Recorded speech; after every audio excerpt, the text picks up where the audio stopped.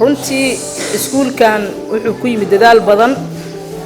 iyo baahi loo qabay markaan adeer maxamed u gudbinay hay'adda Samcare Germany maanta waxa ugu mudan oo la doonayo ama aan doonayno inaan u mahad celino waxa weeye bulshada reer dalsan oo runtii iskuulkan si isku tashiya u bilaabay anigoo ku hadlaya magaca deegaankan ilaahay baa mahadle kama abaalgudi karno hay'adda maxamed iyo farciyo ay ka kala socdaaniin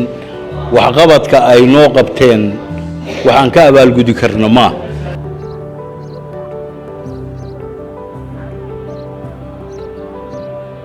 waxa la qalabku waa la idin keenaya intaana ummadu waxay u socotaa inaan wax barataan dadaalkeedii inaan la timaadaan la rabaa mid walba wuxuu imtixaan haysto halkaas laga helayaa waxa kale ku saaray school performance ga darabno salaano kale waxaan rabnaa inaan ogaano ardayda maadooyinka ku hooseeyaan maadooyinka ku fiican yihiin wax dhib nagu ma haysto halkaan tageynaa